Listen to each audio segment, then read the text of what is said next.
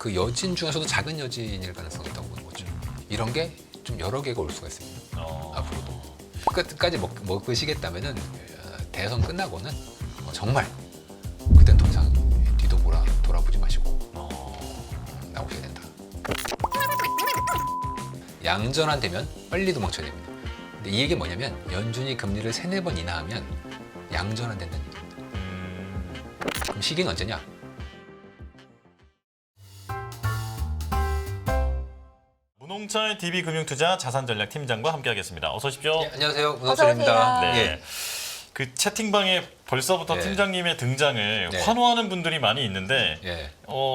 약간 좀 해명해 주셔야 될 게 문홍철 대폭락 맞췄음 이게 나왔거든요. 왜 이렇게 어두우신 분들이 많으실까? 그러니까요. 네, 이게 폭락은 맞춰서 그렇게 좋은 게 아니지 않습니까? 맞습니다. 네. 네, 그래서 저희도 굉장히 표정 관리하고 있고, 네네. 그리고 회복했잖아요, 대충. 그렇죠. 주가가. 예, 많이 올라오긴 했죠. 좀 더 이제 지켜봐야 된다. 음. 물론 뭐 저희들의 생각은 변하진 않았습니다만, 네네. 뭐 일단 미국은 오히려 약간 넘었던 것 같고, 음. 한국은 뭐 한 80% 이상 좀 회복을 한 것 같습니다. 네. 검은 금요일 또 검은 월요일 이후에 네. 이제 그쵸. 금융시장에 대한 굉장한 불안이 있지 않습니까? 그렇죠. 지금 이제 시장이 대폭락 이후에 또 빠르게 만회하는 흐름을 보면서 네. 하느니 이게 지금 회복되고 있다. 아니다. 이건 단기적으로 시장이 그냥 안정된 것처럼 보이는 것일 뿐이다. 지금 이런 의견에 대해서 네. 지금 한은은 어떤 입장을 밝혔고 네. 또 팀장님은 어떻게 예상을 하시는지. 한은은 딱히 입장을 밝히지 않고 그냥 지켜보자 쪽으로 오늘 이제 말씀을 하셨고, 저는 이거를 그 지진에서 네. 전진 아세요? 전진? 그쵸. 예. 전진이 뭐냐면 지진의 그 본진, 그러니까 진짜 지진, 네. 대형 지진의 앞과 뒤에 늘 지진이거든요. 앞에 오는 지진을 전진이라고 하고 뒤에 오는 지진을 여진 혹은 후진이라고 이제 합니다. 네. 저는 왜 이게 전진이 왜 있냐? 예. 그 이제 멘틀의 흐름에서 지각 간에 서로 이제 충돌이 있지 않습니까? 그럼 이 지각이 이제 스프링 같은 형식이 좀 있어요. 그래서 이제 판이 밀려 들어가면 지각이 밀려 들어가고 가다가 튀어오르는 거야. 네. 그래서 드리링 흔들면서 지진이 나는 거거든요. 그런데 앞에 전진이 여러 개가 터지면 요 지각이 약해져. 그러면서 큰 지진이 일어날 수밖에 없도록 지반을 약화시킵니다. 아, 네네. 그러니까 이미 임계 상태에 이미 와 있는데 여진이 몇 개가 터지면 그 여진 자체는 크지 않아요. 근데 본진이 무서운 거지. 여진 자체가 본진의 상황을 만들어낼 수가 있는 겁니다. 왜냐하면 임계 상태에서 사람들이 뭔가 이게 이제 균열이 이제 오기 시작하는 거죠. 저는 이번에 저는 엔캐리의 청산이라고 얘기를 안 하고 엔숏 페어 트레이딩이라고 얘기를 해요. 네. 이걸 왜 구분해야 되냐면 엔캐리가 청산되면 전 세계 망해요. 엔캐리는 지금까지 15년 동안 쌓여있는 포지션이 있어요. 그 규모가 얼마나 되나요? 규모는 추정치마다 다른데 적게 진짜 최하로 보면 2조 달러. 2조 달러요? 네. 어. 많으면 10조 달러도 넘어요. 아니 생각해 보세요. 10조 달러요. 네. 그럼 얼마예요? 일본이 지금 정인데요, 돈이 어마어마하게 많아요. 일본 사람들이. 예. 물론 일본 사람이라고 하면 일본 금융기관이죠. 뭐 일본 금융기관이 연기금이 있죠. 보험사 있죠. 일본 와타나베 부인들도 있죠. 일본 은행들도 어마어마해요. 일본 은행이 어느 정도 크냐면 우리나라로 치면 이 국민은행 같은 은행이 이제 제일 크지 않습니까? 자산 규모가. 일본의 그 국민은행 같은 은행의 자산 규모가 금융은행의 10배예요. 그러니까 2,000조, 3,000조 이래. 자산이. 한 은행이. 근데 그런 은행이 네. 5-6개 있어. 그리고 지방에도 또 은행들이 있고 일본에도 뭐 농협 같은 은행들이 있거든요. 이제 노리츠킨 뱅크라고 하는데 이런 네. 은행들의 자산이 어마어마해요. 거기 보험사 연기금 다 엄청 어마해. 그럼 얘네들이 뭐 하고 있냐? 해외 투자를 15년 동안 했단 말이에요. 이게 진짜 엔캐리입니다. 진짜 엔캐리. 이 사람들은 N을 빌린 건 아니지만 뭐 빌린 거지. 고객들이 예금을 했으니까. 네. 그 예금을 가지고 산 엔캐리 이거 청산되면 난리 나요. 지금은 엔캐리가 청산된 게 아니고 그냥 헤지 펀드, 레버리지 펀드들이 N을 숏 잡아놓고 숏이 있으면 꼭 롱으로 페어를 잡거든요. 그 롱으로 잡은 게 뭐 일본 주식, 한국 주식, AI, 뭐 미국 주식 이렇게 잡아놓은 거죠. 그런데 N이 깨졌어. N이 숏이 깨졌어. 엄청 터지고 있어. 그럼 얘도 청산해야지. 그래서 이 페어 트레이딩이 청산이 되면서 검은 월요일이 이제 발생을 한 겁니다. 네네. 그래서 저는 이거는 사실 어떻게 보면은 그 여진 중에서도 작은 여진일 가능성이 있다고 보는 거죠. 진짜 본진이 오기에 전 이런 게 좀 여러 개가 올 수가 있습니다. 앞으로도. 저는 작은 그래서 거였다라고 말하기에는 이번 8월 삼성전자 5일에 10% 빠지고. 네, 8월 5일에 주식시장과 채권시장, 외환시장 움직임은 정말 블랙먼데이였잖아요. 하필 엔쇼 페어 트레이딩의 짝이 이제 한국 주식이었기 때문에 근데 이런 일이 그러면 앞으로도 빈번하게 더 있을 거라고 보신다는 말씀이신가요? 이제 여진 죄송합니다. 전진. 그 전진은 여러 개가 있어. 그러니까 이거는 타겟이 하필 한국 주식, 한국 반도체 주에서 그랬던 거지. 이게 다른 데 어디서 터질지 몰라요. 지금 집안이 저는 좀 약해져 있는 상태다. 그렇게 보고 있고 저희가 과거에 저희가 침체를 좀 확률론적으로 말씀을 드리지 않습니까? 네. 대략 한 80% 이상의 확률로 이제 올 수 있다. 타이밍 상으로는 저희가 애초에 봤던 타이밍은 올해 4분기, 내년 1분기 사이. 그러니까 6개월 정도 사이죠. 정말 늦어도 내년 상반기 전에는 이제 오게 될 수 있는 타이밍인데 이 타이밍에 이제 온다. 그러니까 3회룰이 터치가 됐네 안 했네 하고 있지만 저는 약간 지금보다는 앞으로 연말 그리고 내년 초까지가 좀 리스크가 있다 그렇게 봅니다. 왜냐하면 과거 패턴을 또 제가 보여드릴 텐데 네. 지금 네. 보여드리는 차트 쪽에서 2페이지 그림 잠깐 보시면 네. 이 2페이지의 그림이 하늘색이 빅스를 뒤집어 놓은 거예요. 빅스를 뒤집어 놓은 겁니다. 네. 그런데 월 평균을 한 거라서 최근에 급등은 평균으로 해서 좀 사라졌어요. 이 빅스의 하늘색이 뒤집어진 거니까 하늘색이 밑으로 가면 빅스가 폭등하는 겁니다. 네. 주가 폭락하겠죠. 네. 그리고 걔랑 거의 똑같아 가지고 있는 나머지 녹색, 노란색 있죠. 네. 그가 그냥 우리가 많이 얘기하는 미국의 장단기 금리차입니다. 자, 장단기 금리차가 역전이 지금 이제 돼서 정상화 될랑말랑 하고 있죠. 네. 될랑말랑 하고 있어요. 자, 근데 장단기 금리차를 빅스가 거꾸로 따라가죠. 그러니까 장단기 금리차가 축소되고 마이너스가 되면 빅스가 올라간다는 얘기예요. 올라간다는 얘기. 근데 시차가 있어. 자, 이 시차 제가 이거는 보시면은 그래프 끝을 잘 보세요. 네. 지금 하늘색의 빅스가 후행으로 따라가죠. 음. 후행합니다. 빅스가 후행해요. 네. 그러니까 주가가 후행한다는 얘기예요. 음. 근데 지금 보세요. 장단기 금리차는 올라오겠지만 앞으로 빅스는 후행해서 따라가기 때문에 장단기 금리차가 대폭 역전된 거를 이제 지금 따라가고 있는 겁니다. 앞으로 빅스는 지금 이거 월평균 숫자이기 때문에 앞으로 상당히 하늘색이 밑으로 즉 빅스가 급등한다는 얘기예요. 네. 앞으로 이 차트 상으로 보면은 빅스가 엄청나게 급등할 수 있다. 이거를 내가 보여주고 있는 거죠. 안타깝게도. 그러면 바로 이 질문을 드릴게요. 네. 사실 이제 미국 금리 인하 시기를 이미 놓쳤다, 늦었다 이렇게 말씀하셨는데 네.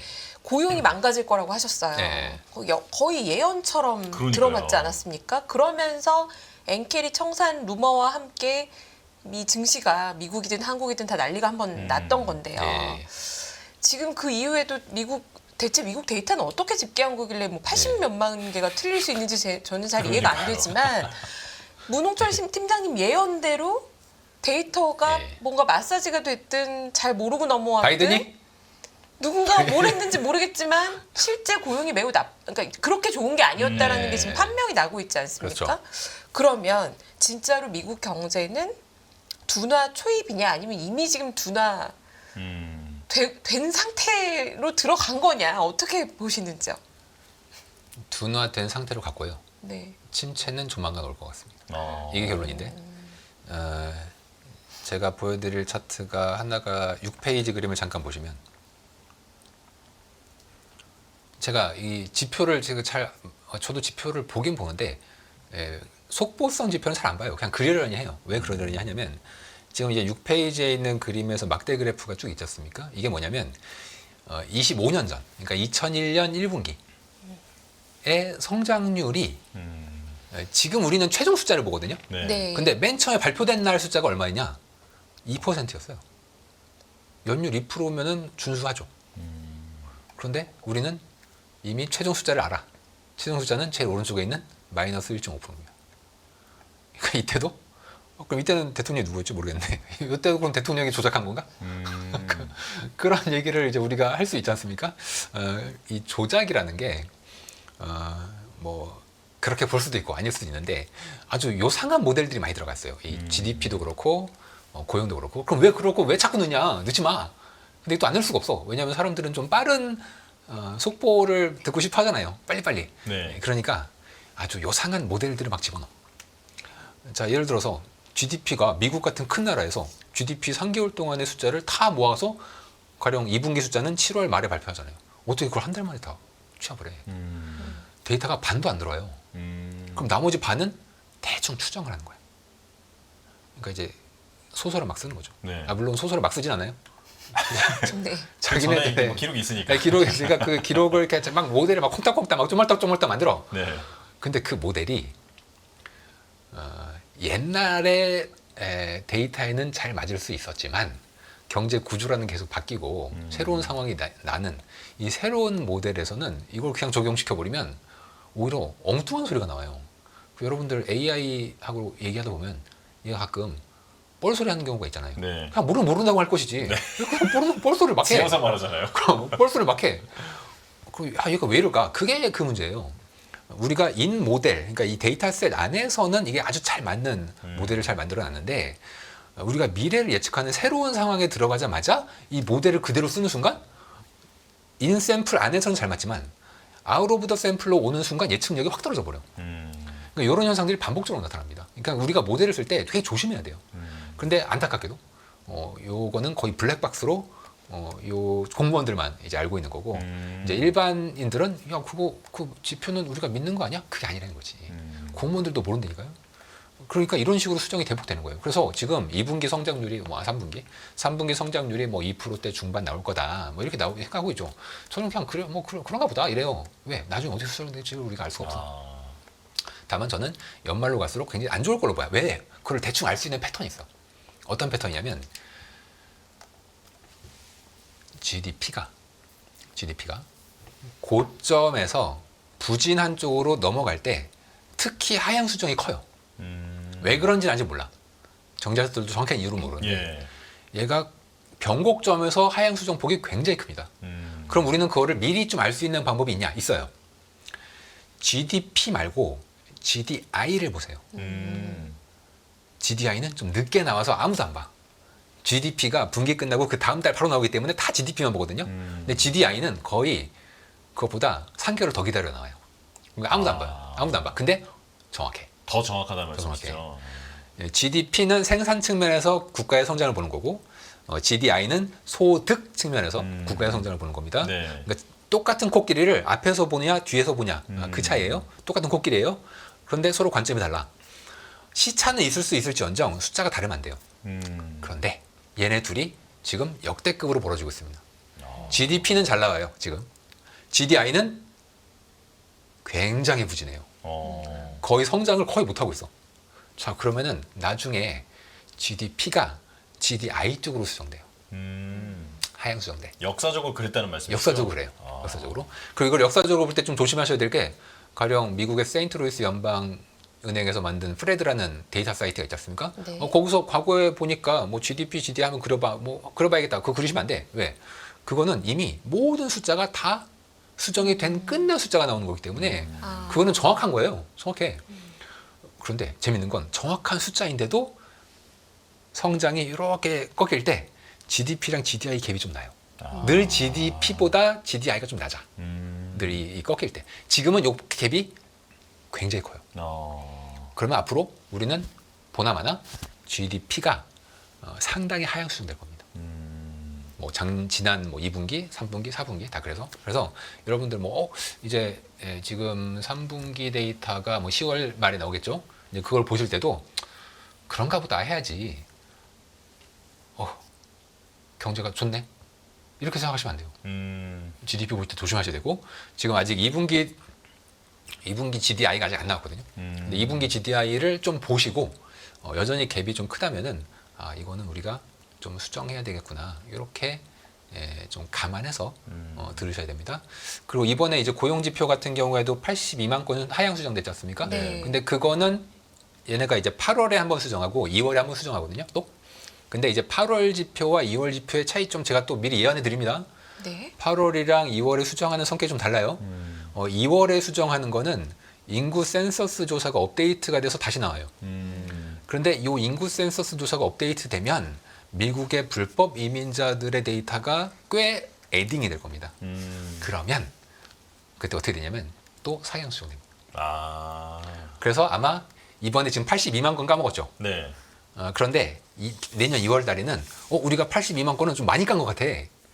불법 이민자를 포함해봤더니 우리는 한 30만 건 까면 된 것 같아. 아마 요 정도 숫자가 나올 겁니다. 그러니까 뭐 82만 건 깠다가 야, 82만 건 말이 돼? 하지만 불법 이민자가 이게 포함이 좀 덜 돼서 안 된 거 아닌데 좀 덜 됐어요. 아직 센서스 조사가 업데이트가 돼야 되기 때문에 센서스 업데이트를 하면 아마 이게 실제로는 한 30만 건에서 40만 건 정도 까먹는 걸로 최종 결과가 발표될 것 같은데 뭐 내년 2월은 아직 멀었으니까 가보셔야 되고 제가 보기엔 내년 2월 전후면은 아마 경제는 지금 이게 문제가 아니야. 그때쯤 되면은 이제 뭐 침체가 거의 완연화되는 상황이 될 확률이 좀 높기 때문에 우리가 좀 조심스럽게 계속 좀 안 좋은 방향으로 봐야 될 것 같습니다. 예. 지금 그래도 그럼에도 불구하고 미국 증시도 좀 살아났고 네. 금융시장은 빠르게 안정을 찾아가는 찾죠. 분위기가 됐어요. 맞아요. 어느새. 네. 그래서 지금 시청자분들께서 궁금한 질문은 바로 이걸 거예요. 그 시점이 그럼 언제냐? 맞아요. 지금 8월 5일의 일을 벌써 다 잊어버리는 것처럼 네. 전조 같은 것들이 네. 지나가는 것처럼 보이는데 네. 그럼 그 다음 일들은 언제 발생하고 지금 말씀하신 GDP랑 GDI의 갭이 다시 GDP가 내려오는 전망 수정이 일어나는 수정이 거는 있겠죠. 언제쯤이라고 보시는 건가요? 그거를 제가 알았으면 그렇죠. 애널리스트를 안 했겠죠? 죄송합니다. 상당히 많이 타이밍을 맞추셔서. 맞춘다는 건 사실 너무 죄송합니다. 어려운 일인데. 하지만 타이밍은 제가 말씀드려야 되겠습니다. 오, 네. 이제 아까 그 빅스의 흐름 네. 그리고 장단기 금리 차의 전환 시점. 장단기 금리 차 왜 중요하냐? 2년, 10년은 선행성이 있어요. 네. 그래서 선행성이 있다는 게 어떤 면에서 좋지. 하지만 나쁜 건 선행성이 있으니까 앞으로 얼마의 타이밍 이러한 불확실성이 있어. 네. 그런데 동행성이 있는 놈이 있어요. 3개월 10년 스프레드. 3개월 10년 스프레드가 양전환되면 빨리 도망쳐야 됩니다. 지금 미국채 3개월 10년 스프레드가 마이너스 100 언저리거든요. 근데 이 얘기 뭐냐면 연준이 금리를 3, 4번 인하하면 양전환된다는 얘기입니다. 비컷 안 하고 매회 25bp씩 한다고 네. 했을 때 3, 4번 인하를 하잖아요. 그러면 3개월 10년이 양전환돼요. 그럼 시기는 언제냐? 아마 내년 1월 언저리겠지. 1월 1월 혹은 빠르면 올해 12월. 네. 그리고 이게 과거 패턴도 똑같아요. 제가 오늘 그림은 없지만 예전에 늘 가져왔던 그림. 연준이 금리를 2, 3번 인하하면 빨리 도망쳐야 된다. 그 패턴도 과거에 늘 나타났던 현상이지 않습니까? 저는 이번에도 비슷한 역사가 반복된다? 역사가 반복된다기보다는 더 정확하게 얘기하면 인류의 심리가 반복되는 거죠. 사람의 실수가. 이번에도 이게 똑같이 본다면 저는 12월 1월을 오히려 좀 더 조심. 그러니까 그 전까지는 좋은 거냐? 물론 저희는 지금 일종의 이제 불트랩이지. 예, 불트랩 맞나요? 베어트랩 아니지? 불트랩. 불트랩 시기에 빨리 그래다 기회를 주는 거니까 정리하고 이제 대충 먹었으니까 이제 나올 때다. 차라리 장기 채권으로 이제 옮겨가야 될 때다. 이렇게 이제 말씀을 드리는 거고, 난 끝까지 먹겠다. 난 끝까지 먹겠다. 네. 그 제가 뭐 말리지 못하겠어. 끝까지 먹으시겠다면은 대선 끝나고는 정말 그땐 더 이상 뒤도 돌아보지 마시고 나오셔야 된다. 그렇게 말씀드릴 수밖에 없습니다. 그럼 지금부터 연말까지는 9월에 금리 인하를 미국에서 개시하더라도 네. 주식을 더 살 때는 아니고 이제 많이들 그렇게 오해하시지. 하느니 금리 내리면 집값이 좋고 미국이 금리 내리면 주식에 좋은 거예요. 네. 이렇게 생각하시는데 역사는 정반대예요. 정반대. 저는 논리적으로 A는 B야 이런 얘기 안 합니다. 우리가 뭐 물리학자가 아니잖아. 우리는 복잡계를 보지 않습니까? 네네. 복잡계에서 늘 반복됐던 패턴이 있어요. 그 패턴은 오히려 금리가 인하하면 도망쳐야 된다. 즉 저는 오히려 지금 도망칠 때다.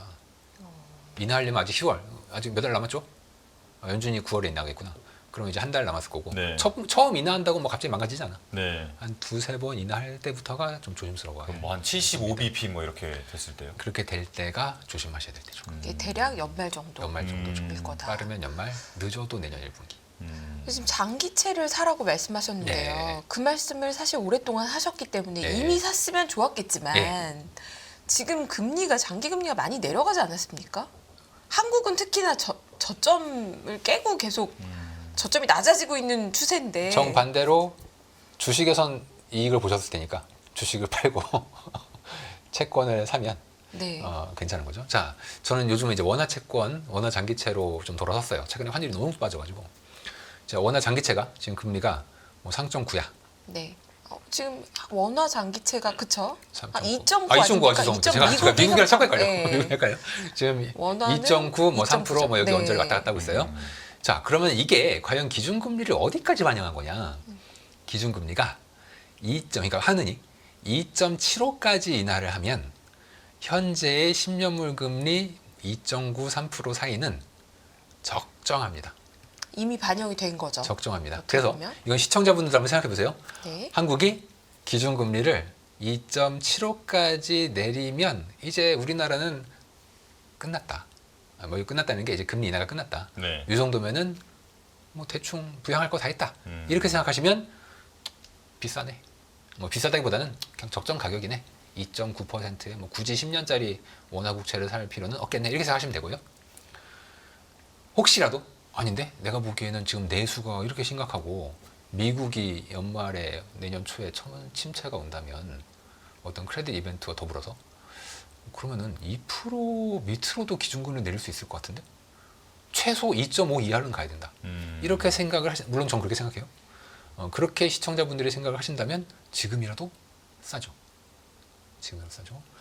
만약에 난 2.75까지는 모르겠는데 2.75까지 뭐 그냥 갈 것 같고 혹시라도 잘못되면 그 밑으로도 금리를 인하할 것 같다. 그러면 사야지.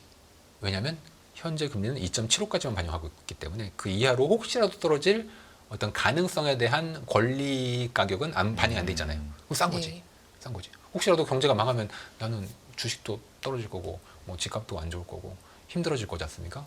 뭐 직장을 잘릴 수도 있고 그 리스크에 대한 해지로서 장기채 원화, 장기채 쪽은 꾸준히 저는 사도 지금 그러니까 이건 개인의 판단의 문제예요. 그럼 네. 저한테 만약에 저도 저희 기관 고객분들이 이제 표를 날려요. 내년에 언제까지 금리 내릴 것 같냐. 그럼 저는 이렇게 옆에 증권사가 어떻게 쓰는지 보고서 그냥 똑같이 써. 죄송합니다. 똑같이 쓰는데 그렇게 될 거라고 생각 안 합니다. 만약에 제 목에 칼을 들이대고 얘기해라. 이번에 금리는 어디까지 할 것 같냐. 만약에 목에 칼이 들고 솔직한 마음을 얘기해라. 솔직하게 얘기해. 솔직하게 얘기해. 그럼 제가 말하기 싫은데 무서우니까 얘기해야겠죠. 네. 저는 2% 밑까지 한번 갔다 올 것 같습니다. 갔다 올 것 같습니다. 왜냐하면 여러분들도 시청자분들도 자기 마음 아시죠? 내 마음이 늘 평화로워요? 아니죠. 막 화가 확 나잖아. 네네. 근데 화가 확 나가도 내가 그때 좀 말을 심하게 했구나 하고 나중에 후회하잖아. 네. 왜 그래? 그냥 차라리 처음부터 이렇게 평화하면 되지. 왜 이렇게 왔다 갔다 해요? 그게 인간이에요. 인간. 경제도 인간입니다. 경제도 인간이어서 기준금리가 균형이 뭐 2.5, 2.7일 수는 있어요. 균형이. 그런데 그 균형으로 이렇게 수렴되는 경우는 제가 본 적이 없어.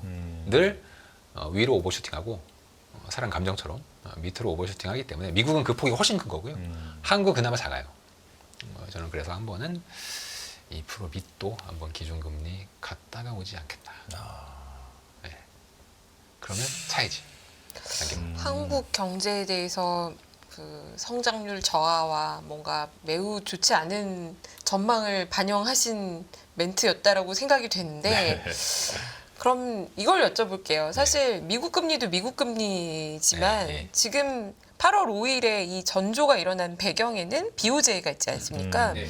오히려 지금 파월보다도 BOJ를 더 주목해야 된다 이런 얘기도 꽤 있어요. 맞아요. BOJ는 앞으로 어떻게 할 건지, 뭘 주목해서 더 봐야 할지, 이제 일본발 엔화로 인한 엔캐리 트레이드 청산이나 이런 외환 시장의 변동성은 이제 좀 진정된다고 보시나요? 제가 안 좋은 얘기는 여기까지 하려고 그랬는데 또 한 번 무서운 얘기 해야 됩니까? 해주세요. 네. 자, 일단 저는 이번에 블랙 먼데이의 원인은 일본의 금리 인상이라고 보진 않습니다. 왜냐면 이거 두 번째 인상이거든요. 전에 인상할 때는 오히려 엔이 더 약해졌어요. 그런데 왜 이번에는 이 난리가 났을까요? 이상하잖아요. 그때 뭐 그냥 시장에서는 진짜로 첫 번째는 금리 올리는 것에 대한 의지가 약해 네. 보였다. 예. 두 번째는 와 진짜로 올리려나 보다 이렇게 네, 그러네요. 해석이 됐다라고 좀 기사에선 그렇게 보았거든요. 기사에는 그렇게 나왔습니다. 네. 근데 저는 타이밍을 봤을 때 좀 납득이 안 되더라고요. 제가 보는 타이밍은 따로 있습니다. 지금 8페이지 그림 잠깐 보시면 이 8페이지의 제일 밑에 갈색 선이 달러 대비 엔화의 가치. 밑으로 가면 엔이 약한 거예요. 네. 가치니까. 위로 가면 강한 거예요. 최근에 강해졌죠? 네. 그 강했을 때의 그 뉴스 타이밍을 제가 타임라인을 쭉 보니까 트럼프가 암살미수 당한 그 직후에 지지율이 막 올라갔잖아요. 네. 그때 트럼프가 엔화에 대해서 얘기한 적이 있습니다. 뭐라고 했냐면 나는 트럼프는 당선되면 관세 일괄로 다 때리고 미국의 대규모 무역 적자를 해소하겠다. 그런데 관세 때려봐야 저 일본처럼 자기네 통화를 대규모로 약세로 만들면 이거 무효잖아. 뭔 소용이야. 그렇죠. 이거 미국의 이익에 도움이 안 된다라는 발언을 했습니다. 네. 근데 제가 아까 엔쇼 페어 트레이딩이라고 했죠. 헤지펀드 매니저 입장에서는 이거 엔쇼를 왕창 잡아놨는데 이거 트럼프가 당선될 것 같은데 뭐 지금은 아니지만 그때는 그랬어요. 당선될 것 같은데 그러면 이거 이거 빨리 정리해야 되는 거 아니야? 정리가 이제 와장창창 나오니까 이거는 손절을 부르게 돼 있어. 왜냐면 어마어마한 포지션이 잡혀 있기 때문에 일부가 손절하면서 엔이 급등하면 또 손절 나오고 또 손절 나오고 또 손절 나오고 그 반대쪽에 있는 건 한국 반도체롱, 뭐 미국 AI롱, 뭐 대만롱, 뭐 일본 주식롱이잖아요. 그러니까 얘네들이 그냥 짝을 다 망가져 버리는 상황이 이제 만들어진 겁니다. 저는 그래서 이번에 거는 이제 작은 트리거는 이제 엔의 가치였고 그 트리거는 일본의 통화 정책이라기보다는 트럼프의 발언이었다. 그래서 향후에 대통령이 과연 일본의 완화적인 정책을 혹은 긴축을 어떤 식으로 바라볼 거냐에 대한 정치적인 시각이 필요합니다. 또 하나는 일본 국민들이 과연 지금 초완화적인 혹은 긴축에 대해서 어떻게 생각하냐. 근데 잘 생각해보세요. 지금 저는 예전에 이제 아베가 돌아가셨지 않습니까? 근데 그때 좀 기분이 세서 와 이거 진짜 아베의 시대가 끝나나? 그 아베노믹스도 끝인데? 그런데 그 이후에 기시다 총리가 아베 차일드로서 아베의 정책을 어느 정도 이어갔거든요. 그러니까 15년 동안 아베노믹스가 있었죠. 아베노믹스의 핵심은 엔 약세. 실제 엔이 엄청 약해졌어요. 자, 문제는 그래서 여러분들 가정살림 좀 좋아지셨습니까? 라는 거지. 일본 국민한테. 네. 예. 오히려 옛날 우리 식민지 했던 애들이 놀러 와가지고 돈 쓰는데 돈 펑펑 쓰고. 나도 비싸서 못 먹는 소고기랑 초밥을 막 먹어. 기분이 너무 안 좋아. 와서 길거리도 더럽히고 후지산 가서 막 이상한 짓도 많이 해. 그러니까 너 지금 지지율이 엄청 낮아요. 기시다 총리가. 그리고 이번에 기시다가 폭탄 선언을 했죠. 나 총리 이제 안 할래. 맞아요. 9월달에 선거예요. 그래서 원래 옛날 같았으면 아베가 정치적 권력이 굉장하기 때문에 아베가 밀어준 거의 됐단 말이에요. 아베가 안 계시잖아. 그러면 지금 누가 차기 총리가 될지 몰라요. 자민당 내에서도 개파가 많기 때문에 그 개파 내에서 만약에 아베의 후계자가 아닌 사람이 되잖아요. 아니 가뜩이나 국민들이 엔약세를 싫어하는데 아니, 기업들이나 배불리고 네. 기업들 주가는 올렸지. 아니 이거 우리 시민들한테 좋은 게 뭐가 있냐. 지금 이런 게 부글부글한단 말이에요. 그럼 더 이상 엔 약세 정책을 쓰기가 굉장히 어려워. 그러면은 15년 동안 했잖아요. 아까 얘기했잖아요. 네. 15년 동안 뭐 일본의 GPIF, 은행, 보험사, 와타나베 부인 투자를 15년 동안 했다니까요. 이게 몇 조 달러가 되는지 알 수가 없어. 얘가 만약에 뒤집힌다. 네. 이게 진짜 엔캐리 정산입니다. 제가 아까 엔캐리란 말을 잘 안 쓰고 엔쇼 페어 트레이딩을 네네. 얘기를 했잖아요. 근데 지금 말씀드린 건 진짜 엔캐리예요. 요 진짜 엔캐리가 청산이 되면 요 진짜 엔캐리들이 주로 투자하는 게 뭐냐면 주로 미국의 크레딧물들이에요. 사람들은 엔캐리 미국 차 많이 샀네. 이거 좀 잘못 알고 계세요. 일본 애들이 미국채를 많이 갖고 있지만 대부분 재무성 자금입니다. 외환 보유고. 재무성은 엔화가 뭐 오르든 떨어지든 그거 가지고 뭐 미국채를 팔고 이러잖아요. 반면 민간은 엔화 가치에 굉장히 민감해요. 엔화가 약해지잖아요. 그러면 15년 동안 한 해외 투자를 다 청산할 수밖에 없어요. 그럼 어쩔 수가 없어. 이게 9월 일본, 그러니까 BOJ가 아니라 당장 이번 주 BOJ는 뭐 그럴 수 있다 쳐요. 그 BOJ도 중요하죠. 왜냐하면 얘네들이 정치적인 최근의 상황을 이제 얘기할 거기 때문에 우에다 총재가 더 중요한 건 9월달에 일본 총리가 누가 되느냐, 아베 계열이 될 거냐, 아니면 반 아베 계열 혹은 다른 애가 될 거냐, 그리고 얘가 앞으로의 BOJ의 정책에 대해서 어떻게 얘기할 거냐. 근데 일본 국민들은 답이 이미 정해져 있어요. 더 이상 이거 아닌 것 같아요. 엔화 강세로 가야 한다. 엔화 강세 가야지. 지금 내가 15년 동안 희생했으면 됐지.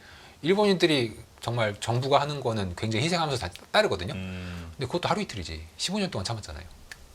저는 지금 정치적으로 일본은 그동안 했던 초완화 정책을 뒤집을 가능성이 굉장히 높고, 향후 미국 대통령이 누군지도 같이 봐야 되겠지만 일본과 미국 대통령이 서로 정치적으로 합의되는 건 엔의 강세가 좋다. 강세가 좋다. 근데 지금 사실 이미 최근 한 달 네, 이미 강해졌죠? 엔화는 이미 강해지지 않았습니까? 제가 볼 때 적정 엔 가치는 130엔 이하입니다. 아 그래요? 그러면 여기서 더 강해져야 된다는 말씀이시고. 15% 이상. 지금 9페이지 그림을 잠깐 보시면 네. 이제 달러 엔의 금리 차 모델을 저희가 뭐 주로 많이 쓰는데 금리 차 모델 회색이에요. 이 그림상. 근데 달러에는 아직도 140, 뭐 6엔 7엔 뭐 이러고 있잖아요. 네. 그럼 앞으로 갈 길이 좀 멀죠, 여전히. 여전히. 그동안 아베노믹스 때 해외 투자를 많이 했으니까 그 부분이 만약에 130엔 밑으로 간다? 그러면은 다 청산할 생각을 해야 되는 겁니다. 빨리라도, 지금이라도. 청산은 아니어도 해지를 해야지, 환해지를. 그렇죠. 환해지는 엔 매수로 환해지라겠죠. 그렇죠. 달러 매도. 그러면 엄청나게 달러가 약해지고 엔은 초강세를 갖게 될 거고, 그러면 이제 거기서만 끝나서 균형 수준 130이니까 됐어요. 금융시장이 거기서 멈춘 적 있어요? 잘 안 멈춰. 이건 더 좀 가요. 무서운 그림인 것 같네요. 이게 규모가 최소 2조 달러 이상이에요. 최소. 근데 2조 달러는 너무 적어. 왜냐면 15년 동안 쌓인 포지션이 있기 때문에 그거 생각하면은 상당한 조심스러운 경단 위의 돈이 규모가 그에 나가 있다. 몇십 경이 될 수도 있어요. 와. 근데 이게 지금 엔화만의 문제가 아닌 게 이제 엔화가 강해지면서 원화도 마찬가지로 강해지지 강해지죠. 않았습니까? 예. 우리가 뭐 한국 경제가 갑자기 뭐가 달라져서라기보다는 예. 일본이 엔화가 방향을 틀면서 원화도 갑자기 방향을 바꿨어요. 바꿨죠. 그러면 원달러 환율은 예. 이 엔화의 영향을 지금 제일 많이 받고 있는 겁니까? 아니면은 그 환율이 급락한 원인과 네. 앞으로 원달러 환율의 전망은 어떻게 보시는지요? 월요일 날에 원화가 갑자기 23원이 떨어진 적이 있었거든요. 네. 근데 그때 시황을 찾아보면 이유가 안 나와요. 근데 그때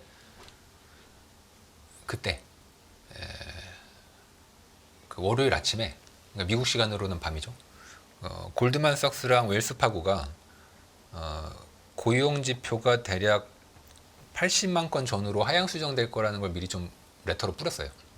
저는 그게 달러 약세에 상당한 영향을 준 것으로 추정을 하고 있습니다. 즉 최근의 달러 약세는, 즉 달러원 환율의 하락은 한국이 수출을 잘해서 된 게 아니고 미국이 못 나가서 되는 현상, 혹은 일본의 어쩔 수 없는 긴축 정책 때문에 어부지리로 걸려서 생긴 현상이거든요. 이게 한국에 굉장히 안 좋아요. 한국에게 좋은 그림은 뭐냐면, 한국 글로벌 수요가 좋아서 수출이 늘어나서 그에 의해서 달러가 그러니까 원화가 강해지는 거죠. 수출이 잘 되니까 원화가 강해지고 달러 막 들어오고 경상수지 좋아지고, 이게 한국의 아주 좋은 그림, 그리고 글로벌 경제도 좋은 그림이지만 지금은 사실 정반대 그림으로 가고 있는 거죠. 내가 크게 뭐 잘하는 건 없는데 상대방이 너무 못하니까 내가 그냥 원화가 강해지는 거잖아요. 그러니까 이게 그 과거에 그냥 그림을 그려보면 보통 원화가 강할 때가 수출이 잘 됐기 때문에 한국이 좋아요. 그리고 환율 떨어지면 좋네요. 아니에요. 지금은 상당히 위험할 때입니다. 미국이 가라앉고 있기 때문에 이 달러 약세에 의해서 생기는 원화의 강세는 상당히 위험하고, 이럴 때 저희가 침체 리스크를 연말 연초에 보고 있지 않습니까? 네. 그때 갑자기 달러가 튑니다. 이쪽으로. 왜? 금융위기 때도 문제는 미국이 더 틀어놓고 달러는 세졌어요. 어쩔 수 없어요. 전 세계 빚이 전부 달러로 표시가 돼 있기 때문에 나 빚 갚아야 돼. 금으로 못 갚아요? 달러가 있어야 돼. 그러니까 달러가 세지는 거예요. 달러가 난리가 났어도 미국이 망한다고 해도 달러는 세져요. 그럴 수 있어요. 그러니까 전반적으로는 약달러가 맞는데 연준도 금리 인하하고 미국도 경기가 둔화되고 맞는데 중간에 사고가 한번 날 수 있다. 그때는 달러가 한번 세진다. 그 리스크가 있다. 그리고 지금은 내가 잘해서 한국이 잘해서 원화가 세지는 게 아니기 때문에 조금 좋게 볼 수는 없다. 예. 그러면요, 시간이 많이 남진 않았는데 네. 9월에 FOMC에서 금리 인하를 지금 기정사실화하고 있지 않습니까? 그렇죠. 그러면 그때 가서 달러는 더 약해지는지, 네. 그리고 이미 한국의 많은 주식 투자자분들은 서학개미라고 하잖아요. 네. 미국의 주식을 상당히 투자를 많이 하셨는데요. 주가도 어차피 연말 되면 빠질 것 같고 달러도 약해진다면 서학개미들은 돌아오는 게 나은지 아니면 말씀하신 것처럼 진짜 만약에 침체가 온다면 달러는 어차피 다시 강해질 거니까 네. 그냥 달러로 갖고 있어라라고 하실지 어떤 조언을 해주시겠어요? 일단은 원화고요. 자, 달러 아까 달러보다 잠깐 원화가 낫다. 네, 원화가 낫고요. 네. 아까 튄다면서요. 네, 튀는데 나는 자동차 사고에 베팅을 하겠다. 내가 차 몰고 다니다가 자동차 사고 나는 거에 베팅하겠다. 그래서 차 보험을 들어야지. 그러진 않지 않습니까? 그렇죠. 그러라고 보험이 있는 거잖아요. 보험. 즉 접근 방식을 베팅의 접근 방식이 아니라 이제 보험을 드는 베팅 방식을 가지고 있어야 되는 거죠. 그럼 어떻게 보험을 드냐? 그냥 미국 장기채 사고 있으면 돼요. 그러니까 기본적으로 원화 장기채를 가지고 가시고 포트폴리오의 일부를 달러 장기채로 가지고 계시면 요즘 ETF도 워낙에 활성화되어 있으니까 혹시라도 리스크가 크게 오면 달러 장기채는 달러도 세지고 금리도 떨어질 거잖아요. 양방으로 먹죠? 그럼 그거 팔아. 왜? 주가가 그때 폭락할 거잖아. 그럼 또 사야죠. 이제 보통 주가 떨어졌을 때 슬퍼하는 이유가 돈이 없어서 슬퍼하지 않습니까? 그거 싸다는 거 다 알죠. 그렇죠. 하지만 돈이 없어. 그런데 채권이 있으면 돈이 생기죠. 우르르르 돈이 이제 올라갑니다. 그 돈 팔아다가 또 살 수 있고 이렇게 이제 양수겸장으로 플레이를 하시는 게 굉장히 전략적으로 좋다. 타이밍을 제가 연말 연초로 말씀은 드렸지만 난 그 타이밍에 베팅을 해서 자동차 사고 나는데 나는 베팅하겠어. 그게 저도 자주 틀리기 때문에 그렇게 전략을 짜시기보다는 보험 들듯이 네. 달러 장기채를 일부 가져가고 메인은 이제 원화 장기채로 장기채. 가져가시라는 게 좀 더 좋은 전략인 것 같습니다. 이제 한 3분 정도만 시간이 좀 남은 것 같은데 네. 알뜰하게 그래도- 써먹으세요? 그래도 그 잭슨홀 미팅 네. 우리가 그 언급을 아예 안 하고 나갈 수는 네. 없을 것 같거든요. 이번 주죠? 네. 예, 잭슨홀 미팅에서 무엇을 주목해서 봐야 하는지. 네. 네. 아마도 이제 이번 심포지엄의 주제는 통화 정책 그동안 했던 것에 대한 재평가. 그러니까 아마 제 생각에는 그냥 자기들끼리 야 우리가 너무너무 잘했어. 우리 덕분에 물가 안정됐어. 너무 땡큐야. 너무 잘했다. 서로 다독여주고 끝날 것 같아. 다만 이제 우리의 관심은 파월 의장의 이제 연설이지 않습니까? 네. 이제 파월 의장이 그 사람 비둘기가 맞아요. 비둘기고 정치적으로도 지금 어쩔 수가 없어. 내가 파월에 빙의 한번 해보세요. 트럼프 됐으면 좋겠어?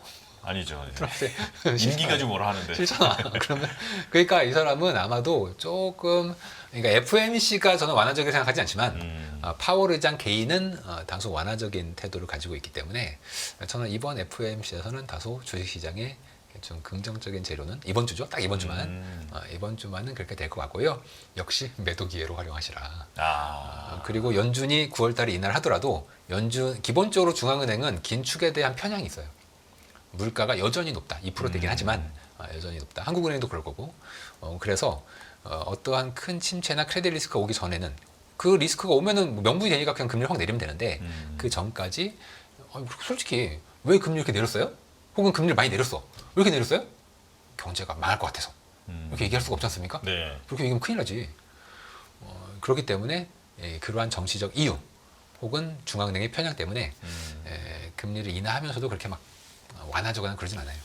다만 이번 주 파월 의장은 다소 완화적일 수 있고 마침 고용지표도 많이 하향 수정됐잖아. 네네. 땡큐죠 뭐 땡큐. 그냥 파월 입장에서는 아유 나 좀 완화적인 얘기 하려고 그랬는데 딱 좋게 나왔네. 그래서 아마 이번 주는 주말에 나쁘지 않을 것 같다. 그런 생각을 좀 하고 있습니다. 알겠습니다. 그때 팔아라. 매도 기회로 사용해라. 네. 자, 여기서 이제 일부 또 쏙 빠져서 얘기를 들었는데요. 여기서 보내드려야 할 것 같습니다. 자, 문홍철 DB금융투자 자산전략팀장과 함께했습니다. 고맙습니다. 네, 수고하셨습니다. 감사합니다. 감사합니다.